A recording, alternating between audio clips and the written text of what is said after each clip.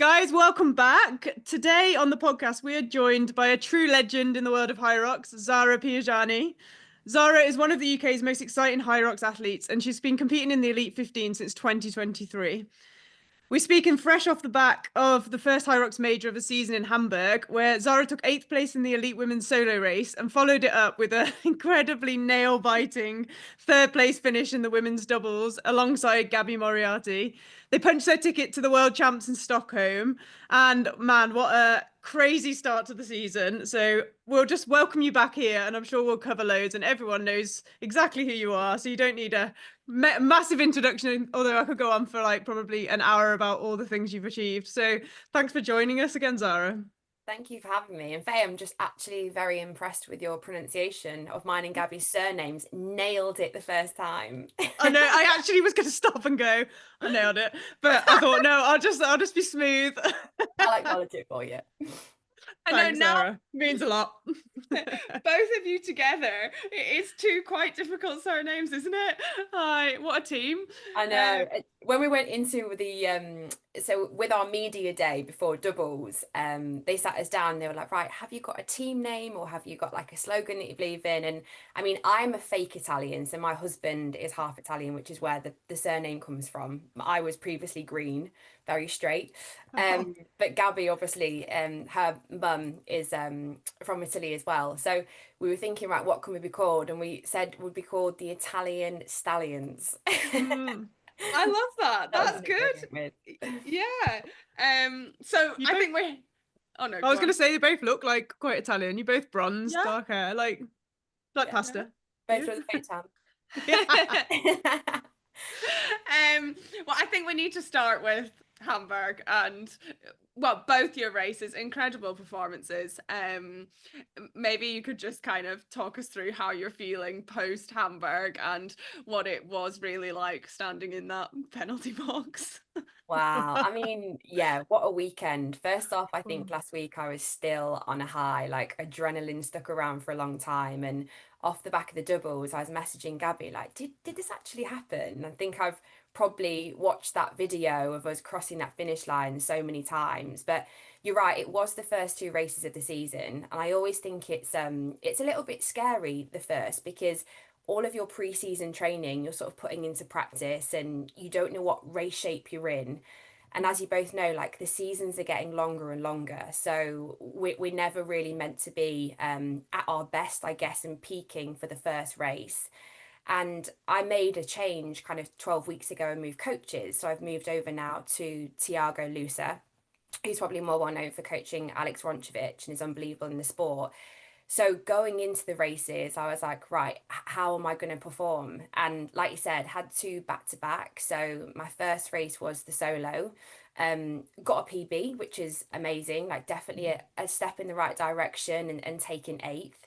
And I think I looked at that race and thank goodness really for my lunges and my wall balls. I know I'm probably starting to be renowned for those now towards like the back end, but that really helped me. I think I spent quite a lot of the race between sort of 11th and 13th, and then having really strong stations in that finish allowed me to get eighth on the wall balls.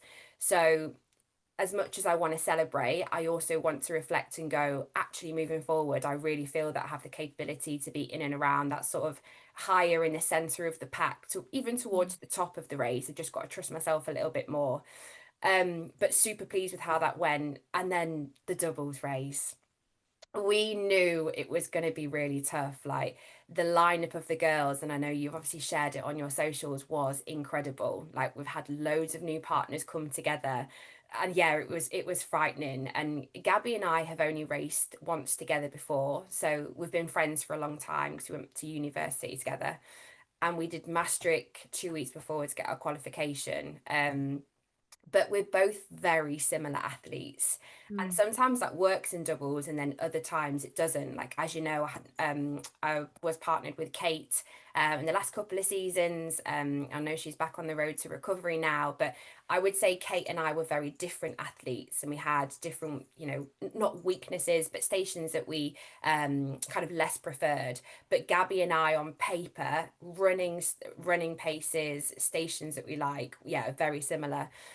But if you didn't watch it, so there's in Hyrox doubles now, with regard to if you get any penalties, you complete the race. So you throw your 100th wall ball, and then the screen will tell you how long you have left, and you have to stand in this naughty corner of a penalty box and watch the countdown go.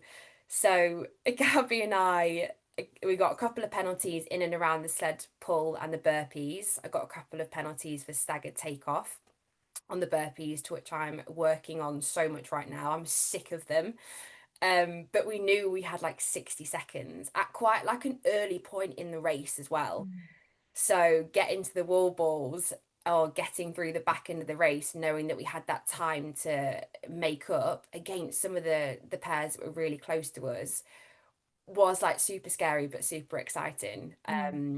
But yeah, we managed to scrape by. I think there was what, 1 to 2 seconds in it.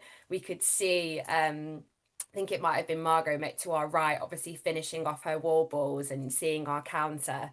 And yeah, that emoji or that image of me just looking up at that counter has been going around our family WhatsApp, because I just look like the most scared I've ever been.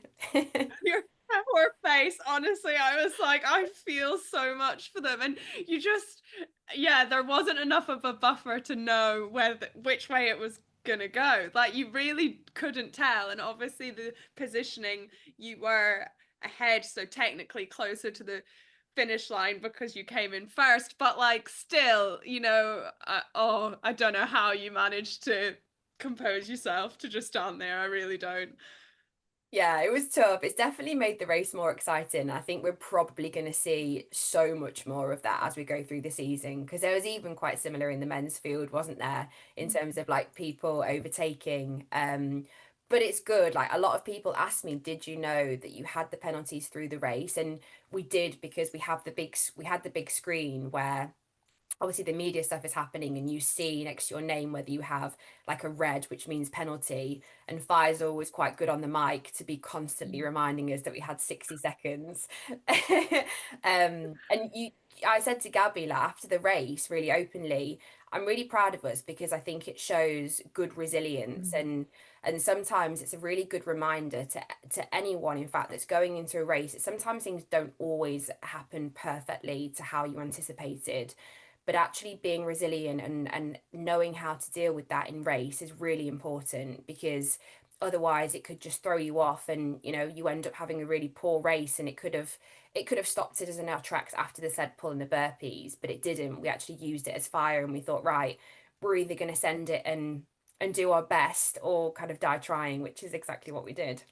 Yeah, no, like totally. And I think seeing it there, but so you say, and this was one of the questions I really like wanted to ask for you and Gabby, did you have a conversation?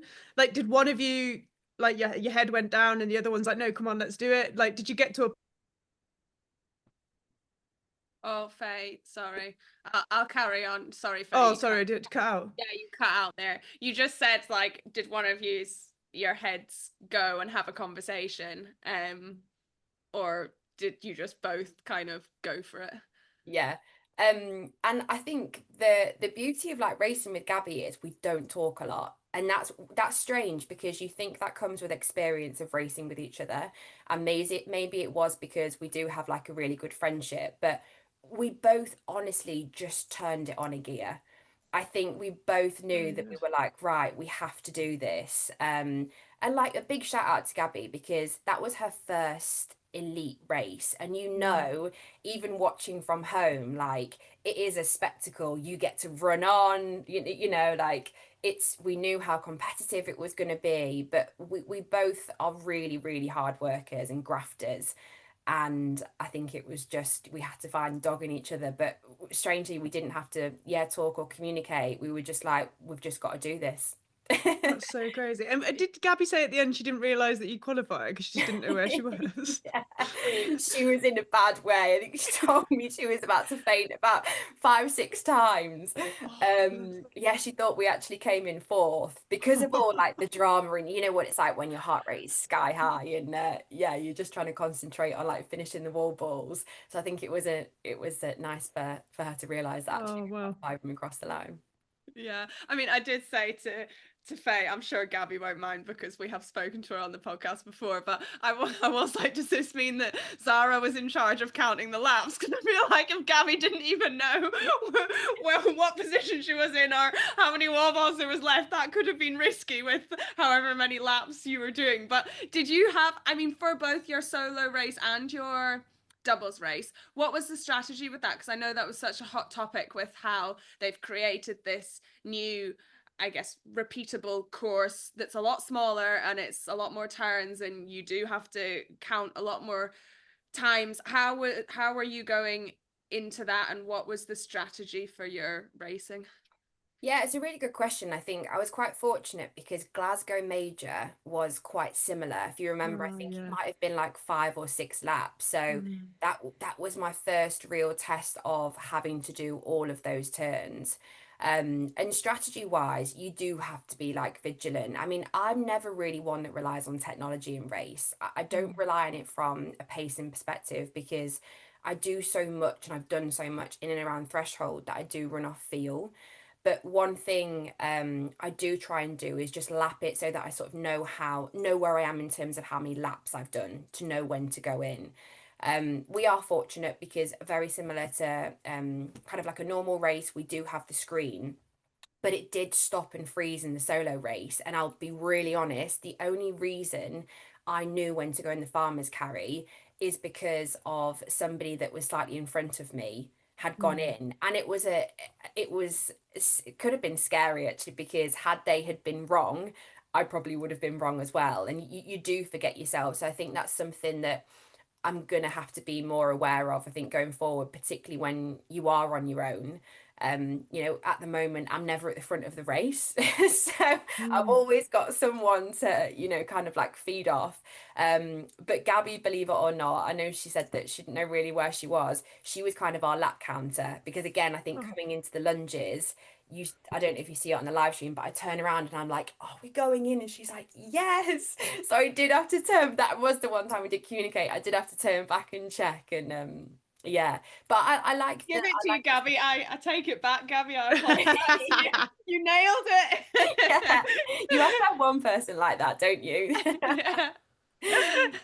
Yeah, no, I mean, I think it was a hard course in that sense for, I guess, you guys, like, and in the first major with both races back to back. How did you find doing that as well, and the recovery in between and the adrenaline from each race? Like, yeah, so I think because I'd had an experience of doing like back-to-back races before, and obviously with my kind of training volume and intensity, I guess it supports me in that way. But it was quite nice having did I have a day between actually?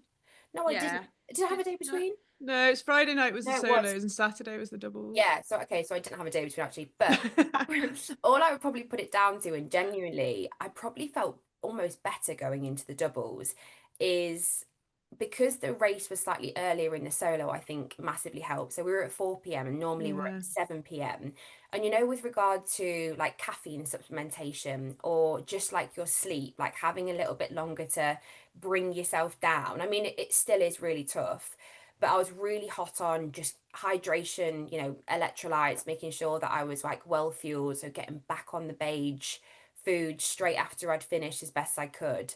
I did make a hefty investment into some of those compression boots, and Yeah. they're amazing. Like, actually, I think again, like as soon as I got home, I had those on, and again, I think just a longer and maybe better quality of sleep really helped me going into doubles. But you can't, adrenaline is an amazing thing, isn't it, when you are on such a high, and also going into a race where someone is really dependent on you. You're like, you have to perform, like there is no way out of this. But I was genuinely really surprised. Even on my Whoop, I sent it to Tiago, I was like in the green for the whole weekend, and that never happens. And that's impressive after the solo race to then be in the green the next day. Yeah, I was like, maybe my Whoop, like I've had something under it, so it's like stopped working properly. But I was like, I'm taking it. And Yeah. I wouldn't ever recommend, by the way, if I know sometimes on race day people say, oh, don't ever look at my HRV or don't ever look at my recovery. And sometimes I don't do that because I don't want to know, and get into my head. But Mm. actually seeing something like that, I was like, she's ready to go again. Yeah. If it's green or it's good, you're like, it's only going to boost you, isn't it? It's if it's like amber or like red, like you can get into your head. It's one of those, isn't it? If it helps you, which obviously it did, and you must have felt great because that performance on Saturday was just like unreal from you girls. It's just crazy. It was, and like you said, like I think the addition of the penalty box has actually just made it more exciting to watch. I know for the athletes, it's probably not the best, and it's probably not very nice standing there. And poor Lena Hooters, like on her own, I think when you're waiting a solo and standing there, that's pretty brutal. At least there's two of you in the double. Yeah, of course. And look, they are, I think obviously with the standard and with Hyrox looking to become like an Olympic sport, and Mm. obviously even with the doping and stuff, it is having to become a lot more professional. So we are seeing judges that are being very stringent on the rules. And you know, it is only a good thing. I understand that we need to lead from the top as well. But you're right. I think it's good for a viewer's spectacle and will continue to be so. But I think the hauntingness and the PTSD that it's going to give us as athletes is not going to be so fun this season. But I'm glad we've had that experience now, because I don't quite think anything could be as worse as having 60 seconds there as well. Yeah, I know. I mean, didn't do it by halves, did you? Wasn't just 15 seconds. But maybe you could talk to us a little bit about, you mentioned that you changed coaches, and then obviously you tapered well, I presume, because you were in the green, so you've peaked well for your races. How have things changed for you in the off season leading into this season, and then also how does the season look? How will things continue with your training now? And obviously you've got that qualification spot for the doubles, so I presume, I don't want to put words in your mouth, but I presume you're focusing on the solo now. Maybe talk to us a little bit about that. Yeah, of course. So like I said, I moved coaches over to Tiago Lusa, and it was from a sense of I just went into the season. Sometimes I wanted a fresh start, and I think almost like a fresh pair of eyes to look at me as an individual and as an athlete and try to understand how I can achieve my goals. And you're exactly right, like my goal always was to qualify in the doubles and then qualify as a solo for Stockholm at Worlds, and just genuinely get better as an athlete, right? Because I love the sport, and I think it's amazing how we can constantly can see like how we can push boundaries and become more capable. But in terms of how my training might have changed, I feel like interesting my overall kind of volume of training has come down. And I think you've had a lot of great female like athletes and coaches even on this podcast. Like there is never a one size that fits all. And it's really important to understand that, because we do see sometimes online where we feel that layering volume upon volume actually gives us a better outcome, when for a lot of people it can become detrimental, particularly when all of us aren't just athletes. Like we're balancing work, we're balancing family, having a social life, etc. So for me personally, I think overall volume has come down, but actually interestingly, like intensity and specific sort of like race pace has probably increased slightly, and there's been a lot more of a focus. So I feel like my aerobic base has always been very good, so you know, my ability to endure my engine. But when I went and did, for example, like lactate threshold testing, where you look at kind of your threshold pace compared to like your VO2 max, they were very, very similar. So almost if we think about that as a pyramid, having our aerobic base at the bottom and our VO2 max at the top, it's like how do we kind of increase the space between that, so I have more ability to be able to move. So Tiago has been amazing, not only at looking at me from an athlete and understanding how I can move better. Like he was on a podcast, the Rocks Life podcast, I think last week, and it was released today. And he basically laughed at my burpees at how bad they are. And I remember spending like some one-to-one time with him, and he's really trying to get me into this kind of like flow state of stations, because as you know, in the solo race, it's about how do we manage and keep our heart rate as steady as possible and not kind of waste any energy that we need to. So there's been definite shifts in terms of volume, intensity, and just about how I move. But you know, it was a big change, and the reason I moved over to Tiago as well is because I love what he stands for, and he coaches with his heart, and he has such a good experience within the sport of working with, you know, an array of like elite athletes, and he comes from a really varied background.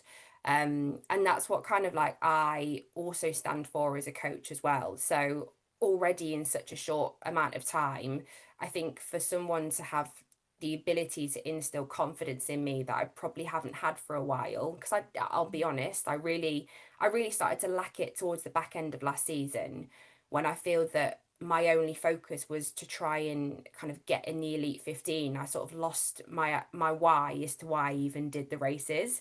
And I feel like actually in the last 12 weeks I understand, and when I look at my sessions I can see exactly what I'm working on, rather than potentially in previous years or whatever I might have looked at it and gone, I don't really understand why I'm doing this. And like that's my advice to people in their training, like make sure that every single session that you are doing has a place and purpose.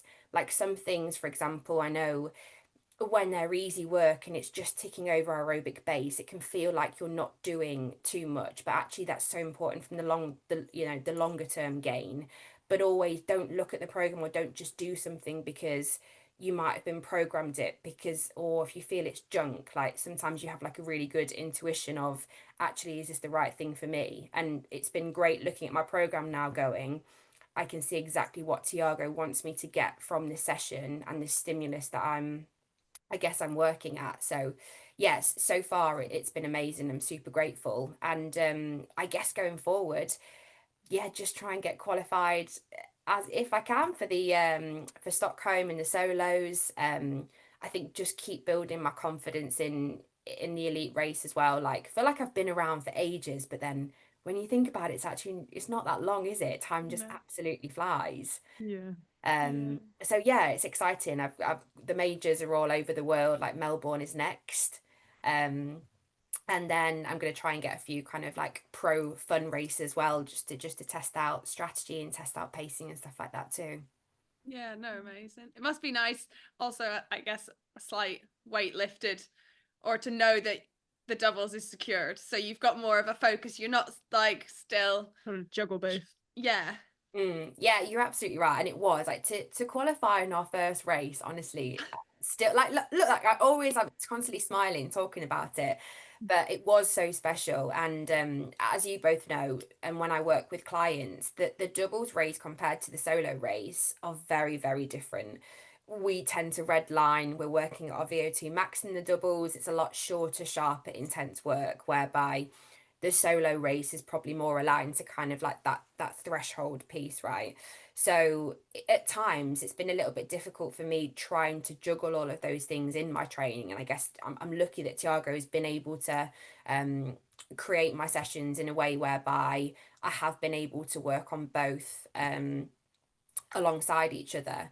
But it's fun, and it gives you, I know you guys have both done it, it just gives you a different understanding of like how you're able to push your body in the doubles, and a really different understanding of when your back's against the wall, and like I said earlier, when someone's relying on you, actually how much that you can push. So I always recommend people go and do a doubles to see really what you're made of and what you can do, or even if you want to dip your toe into Hyrox, it's a good starting point, isn't it? Yeah, it's nice to have someone there with you as well, isn't it? It's like as much as it makes you push a bit more, you can push harder knowing somebody else is going to jump in as well next to you. Yeah. But I do think it's gone from when Hyrox first started being like, oh, it's easier to go and do a doubles race, to now, and I guess now the doubles is becoming more professionalized as well. It's becoming two different races where you kind of need, some athletes are actually a lot more suited to doubles than the solos, and some athletes are a lot more suited to solos. And I think it's probably going to keep doing this as it gets more professionalized, I guess. Yeah, 100%. And I think it's really exciting. Like, I love the fact that they've made this kind of like elite doubles division, because it is giving maybe a lot of athletes that potentially were sitting on the periphery of like the top 15, 20, 25, the opportunity to now break in. And it's exciting to keep seeing new faces and new people coming in. And gosh, we're seeing that all the time, aren't we? Like it's been amazing, even on the men's side, particularly when you look at kind of the top 20, 30, there are literally seconds between them. And even on the women's, it's getting closer and closer all the time. So yeah, the standard of both divisions is just raising crazily at the minute.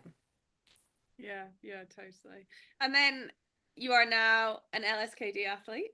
Congratulations. Yeah.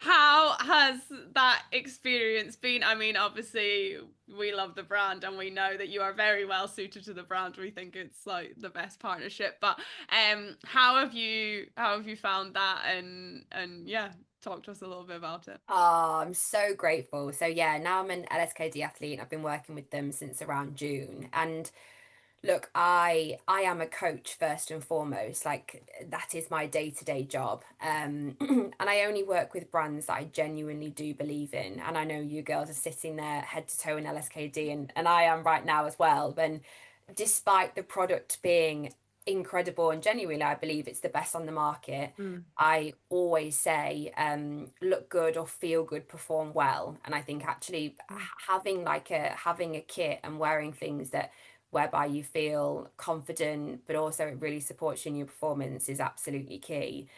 But also what the brand itself like stands for, like as I said earlier, finding like Tiago as a coach, and we're very aligned in terms of how we show up in life and as coaches, etc. Like the values of LSKD, like embracing the journey and just becoming better 1% every day, is something that I try and teach all of my clients and try and live by as well. So I'm super grateful, and it was a very, I guess, natural partnership. But yeah, excited to be obviously working on the roster against some unbelievable like athletes and people as well. So yeah, really exciting.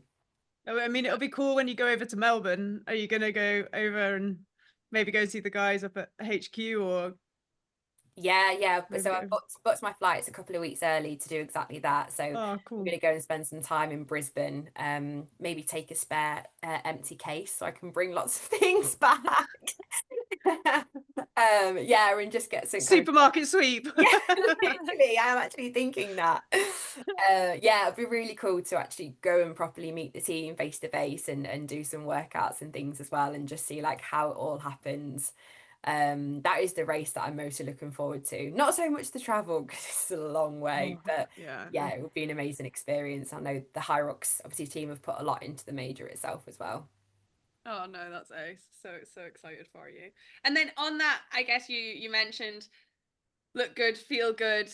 Like we speak about that a lot, like as females, and I think Hyrox does have that section of like everyone wants to be in their matching doubles outfits and like look good on the start line. And the elite athletes are amazing because everyone has like a different body shape, and it's like really cool to see that in like the top of the sport. But would you have like any female specific kind of tips or things you do in training as a female athlete, or supplements, or anything someone listening might be able to take something away? Yeah, of course. And I think everyone is always on kind of a journey with their body and nutrition and their education. And I think something that I've only probably more recently started to learn and understand is actually how important fueling is. And I will be very honest, like kind of growing up, I've always been I would say lean, or have like a lower percent of body fat, let's say, because I've been very active, and kind of a lot of that is also genetics as well, right? And I often used to probably not see food or fuel as an essential. And I always used to prioritize kind of like exercise and hours in the gym or hours playing X. And I think more recently, as I've matured maybe as an athlete and correlated my performance, is just trying to prioritize more so like feeding windows, like making sure that I am really doubling down and thinking about kind of that pre-training meal. Like I never do any training fasted ever. I would actually push a session back, or I would not do a session if I haven't eaten well. And sometimes it's also the basics, right? I think nutrition can be a really great area, but there's also some really obvious things that you can do and take from it. So my go-to maybe snack before I'm doing like a morning session or meal might be a couple of bits of toast with honey and peanut butter, and that's quick carbs. And then I might supplement with an espresso, and then I'd have a look at having like a quick maybe protein shake afterwards or something. If I've got slightly longer and I'm looking to do, if I've got maybe like a double session, I might have something a little bit more slow releasing, like oats, fruit, etc. But I'm a real creature of habit, and I try and find meals and choose nutrition things that just support me in terms of having a really like busy lifestyle, and just try not to overthink it. And sometimes it isn't the most crazy and Instagrammable meals. In fact, I was thinking about doing a post the other day, but I looked at the pictures I've taken of my food and I was like, I would literally put people off. Like my pre-race stuff, I think I had, I had like I had like one bit of toast with jam, butter, another had like scrambled egg, tomato ketchup, then I had some like overly done oats, and it's not sexy, right? But it does the job. And this is what I really would love to like just to tell people, like you don't have to have as great as like posh poke bowls and all these cool things with seeds and nuts every time. You don't need to do that to have nutrition. Like really prioritize your protein is obviously absolutely key. So whether that's kind of like, your meat, your fish, your eggs, and then just really thinking about your training windows and having your carbohydrates pre and then obviously post session, particularly if you're going into a double session or training, I guess, the next day.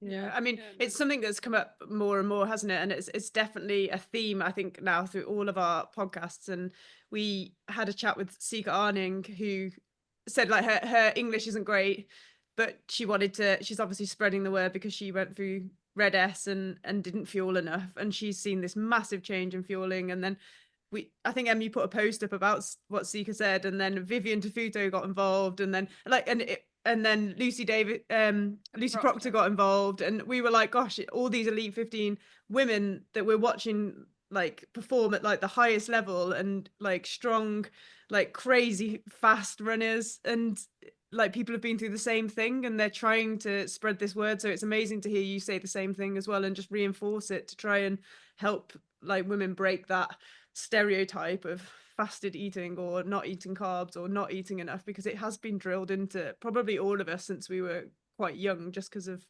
society, I guess. Yeah, 100%. And I think there's always you tend to see it in both male and females, and there's this really interesting discussion around, I guess like everyone has a fighting or racing weight, right? Where they feel really good.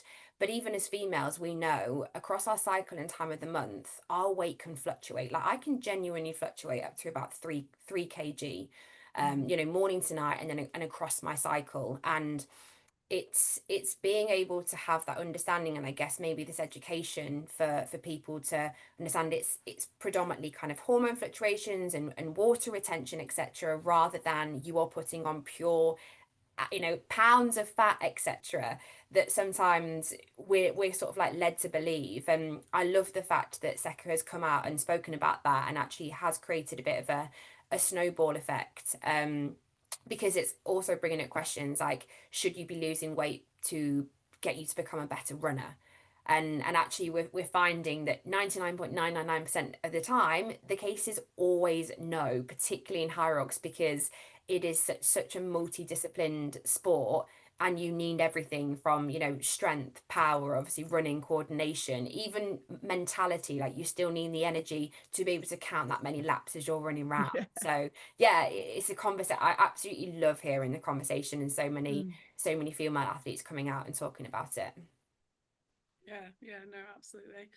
And then maybe another kind of section I want to touch on. I was gonna say you're like the sled ball queen, the lunges queen, the wall ball queen. I feel like you're a lot of stations queen.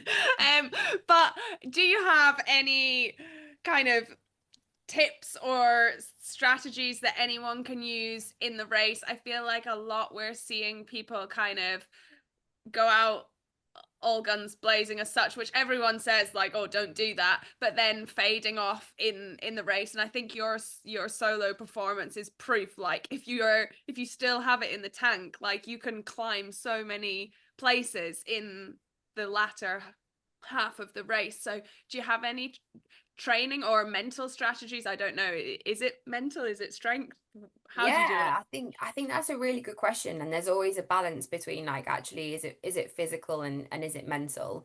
I think one of the biggest tips that I guess I've learned from experience and what I share with my clients is firstly about the ergs. I know you've had Jane, or you're going to have Jane on, who is the absolute erg queen. She's incredible, but just understanding that the ski and the row specifically come at really vital points in the race. And as you probably know, like the ski is something I've really had to work on. Like my time compared to a lot of the other girls in the race is much, much slower, and it takes a lot more energy out of me. But actually having trust that I can hold a slightly slower pace and have that confidence then to be able to go and potentially hit like the runs or be able to deliver in the back end of the race when I know I can really capitalize on my strengths has been really important. So just understanding about where to push and maybe almost not necessarily to hold back, but just to feel a little bit more comfortable. And in terms of the back of the race, like it is all about your durability. And there's a few things I guess that you might want to focus on in training. And I know it's a really obvious one, but the wall balls come and the lunges come at a time when you're really fatigued. So doing 150 whatever sets unbroken fresh is very different to doing them after you've nearly finished the race. And you have to mimic and create the same environment for that training. And for wall balls, it's an interesting one because I do say a lot to my clients, I feel that a lot of it is mental, because you can see that finish line, and knowing the word 100 of anything seems so like as far out of reach, doesn't it? But I think what Tiago's probably had me more recently doing, what I've often done is just trying to perform them or add them in when I am feeling like a little bit more fatigued or compromised, or maybe pairing them with like a example. I had a great workout the other day, and it was like push press into strip press, into heavy wall balls, into light wall balls.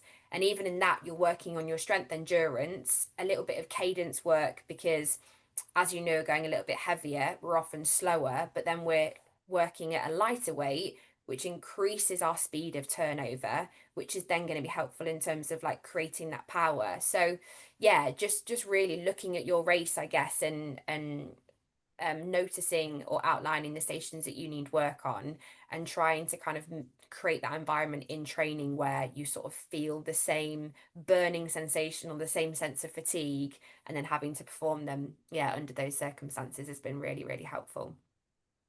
Yeah, and I think that's it. Talking of Jane, actually, and then you just said about the wall balls maybe being mental. So I don't know whether you have a strategy on that where you're like, oh, just do 5 more, or just do 5 more, or something to keep you going. But Jane also talked about the farmer's carry, saying it. You said to her it's mental, like don't drop them. What's your thoughts on both of those, and how do you like flip that switch from, oh my God, I need to drop them, to okay, a little bit further? Do you break it down like the actual? I mean, it's probably quite hard on the last one because you did a whole lap of the 200-meter track. It wasn't even reps, was it? But I think again, like having where your confidence comes from in a race is always from your training. So it's very unlikely that you go into race and you do something that you've never done before, because as humans, kind of we're wired to understand and recognize like patterns, repeatable patterns. So I guess it does come from, I know that I've done it so often in training, and in my gym I literally have like a 15-meter track. So all of I'm turning so much, I'm getting all that practice of, trying to keep like my core strong and lats engaged with all those turns. But I think also once you've done it once, you know that you're capable of doing it. But in the wall balls, probably specifically, I am maybe a bit funny in terms of I try and break them up into 20s, not as in stop, but I think about really important people in my life, and I'm like, right, these 20 are for you. And Oh, wow. by doing that, yeah, it just gives you, I know I'm not a parent myself, but I have clients that are parents, and I always say to them, you know, you have to think about like the people that you love in those circumstances where you've got to dig deep, and they might just say, right, one's for their husband, one's for their child, etc. So that is always a really good way of doing it. And then when you've got someone else beside you that they don't know you're in competition with them, for example, in a race, but you are, and you're like, right, I'm not going to stop for you. I'm going to keep going. Yeah, I mean, that's good. We've not had that before. I feel like that's really good. It's so interesting, like people's mental kind of strategies. And whilst we're still on the mental note, we did touch on it. Obviously, your race with Gabby, where you kind of used the penalties as fuel to the fire. But I think, did I see that you put a post a little bit about how just your mindset in general had shifted a little bit for this season? And maybe you could talk to us a bit about that, or if someone's in like, I guess, a bit of a rut or a plateau, or they're not sure how to look at Hyrox, or they're training or running more positively, like how they could do that. Yeah, I love that. And look, I think kind of the mental side of the sport, no matter what level you are in, is so interesting. And I actually think it's not spoken about enough. I think there's an immense pressure nowadays, and it probably does potentially come from social media. Like we hear this saying, comparison is the thief of joy, because we are always seeing people who seem to be doing more than us or better than us. But I posted a story before going into Hamburg, and I genuinely feel like a completely different athlete in terms of how I am going to approach this season. And I think I mentioned earlier that there were some races that I was warming up and I was like, I don't even want to be here. I'm like so scared of the idea of failing and letting myself down and letting other people down. And again, I think it comes from like experience and like maturing as an athlete. But now I'm just trying to really think about why I do this. Like back in 2022, me, I never wanted or never expected, I shouldn't say wanted, I never expected to become an elite in the sport. I just absolutely loved the training. I love seeing what I'm capable of in the grind. And that was really, it was a really kind of like natural journey. And what I say to my clients, and I shared a couple of bits on my story the other day, like, you can only control yourself, or you have to control the controllables. I know there's so many people that go into races now and they're like, oh, what if that sled carpet is really tough and I can't move it? Or you know, I've been looking at a girl that's running in the same heat as me, and I know she did this the other week, I'm not as good as that. And you just have to try and think about putting your energy into the areas that you can control, and bits like I said, so your nutrition, your hydration, you know, your recovery, looking at having all of the decisions made, like what you're going to wear on the day, your warm up, etc., so that you can just keep that those few days or few weeks leading into race really, really calm. And then actually, rather than worry about anything else that you're preempting anyway, and you're putting a negative spin on it and it's not even happened yet, yeah, you can just really focus on yourself and your race and your strategy and how you're going to attack it. Yeah. I think it is a lot, like we talk a lot about the process, don't you, and enjoying the process. And I guess sometimes, like, I mean, you probably got swept into this elite level of sport, and having to perform and having to put out the performance like week on week, and the seasons are so long. How have you managed, like, have you spoke to other elite athletes about how you manage that pressure? Like now, even just talking, like, it's great to get the doubles qualification for Stockholm, but now you're on the solos, so now everyone's like, oh, when's Zara, who's going to qualify in Melbourne, or oh, who's going to qualify in Phoenix? It's all, how do you deal with that mental pressure on being expected to be in Stockholm, I guess? Yeah, it can be, look, it can be a lot. And I know one of these sayings I do always live by, and actually it's just on a LSKD top, is pressure is privilege. And I think Yeah. genuinely I do see it as a privilege, because it's something that I care about, and I think it's great knowing that other people hold you in high regard and expect you and want you to qualify. But it's really different. And do you know, my heart like goes out to like some of the girls that maybe like stepped into their first major, or have done a major and maybe not performed as well as they wanted to, because it is a really, really big jump. And it's scary thinking when you think about the context and you're like, gosh, I'm against the 14 best women in the world, and sometimes you do lose yourself. But it's a really good reminder that you learn from experience, and you learn from putting yourselves in these uncomfortable situations all the time. And one bad race absolutely does not define you. And I was having a chat with some of the girls that may not have, like I said, had their best race, and I was like, these times where you are, struggling, or you're doubting yourself mentally, will help you so much more in the long run, because the wins then feel so much bigger and so much better. Um, but is always a level of pressure. But this, I guess, is where I was coming from, in feeling like I am just racing to enjoy it, and to really like test where I'm at. And I'm hoping to have a strong performance across the season. But if that doesn't happen, that doesn't change who I am as a person. I'm still Zara. I've still got a great family. I'm still doing what I love, and you just have to be grateful for all of that. So sometimes perspective can be really powerful. Yeah.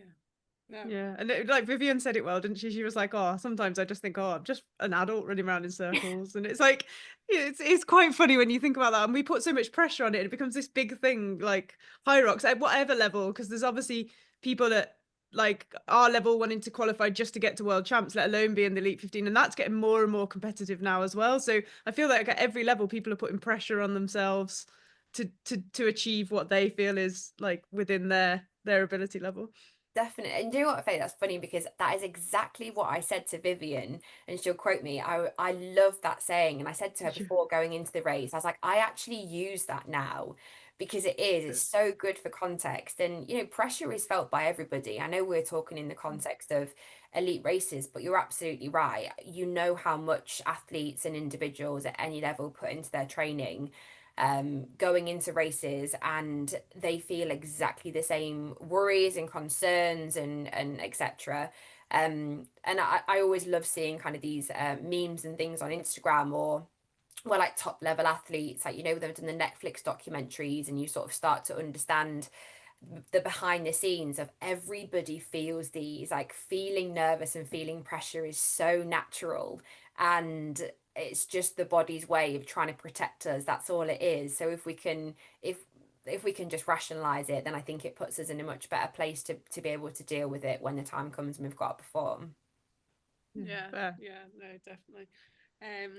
And before I kind of round off and ask one of the closing questions, I wanted to see, will you and Gabby do some more races to like practice? I feel like because you've just gone from like racing once to then qualifying, gone from freshers week to world champion.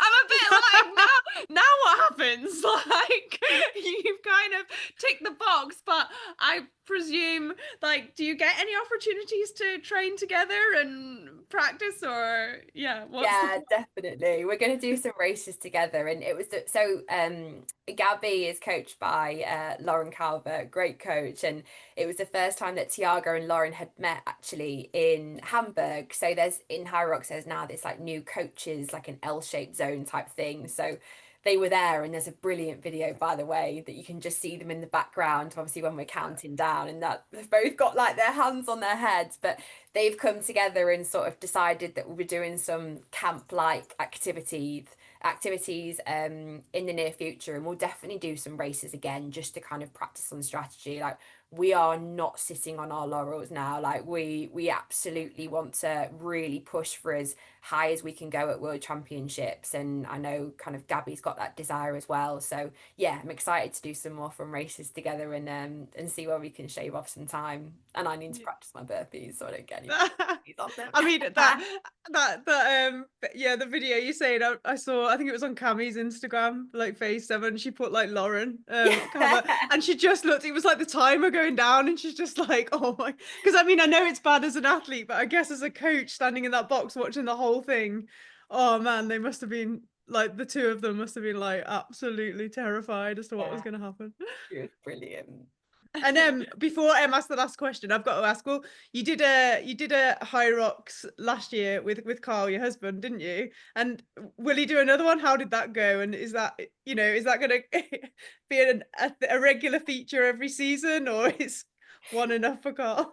I think for Carl, with me, it's one and done for now. I would do more. However, I think we probably went out a little bit too hot, and he said he enjoyed every stage. He enjoyed everything up to finishing the ski, and then he was suffering. So he said what he'd like to do is potentially do one with like a family member or someone that's maybe not as competitive. And then maybe we can see, yeah, if we can link back up again. But it was so fun. Like, I did one with Carl, and I did one with my mother-in-law as well for the first time in London Olympia. So it's been so nice and special to like share the sport I love with family members. But yeah, Carl wants it now. You need to like kick a football in front of him or something so he can chase it around the run lap or something. Get him to dribble a football around or something just to make it a bit more like he's at home. Yeah, exactly that. Yeah. Oh wow. Bless him. Well, that probably, rounds us off then. And I'm going to ask the last question, which is, what message or advice would you give to your younger self or the next generation of girls coming up?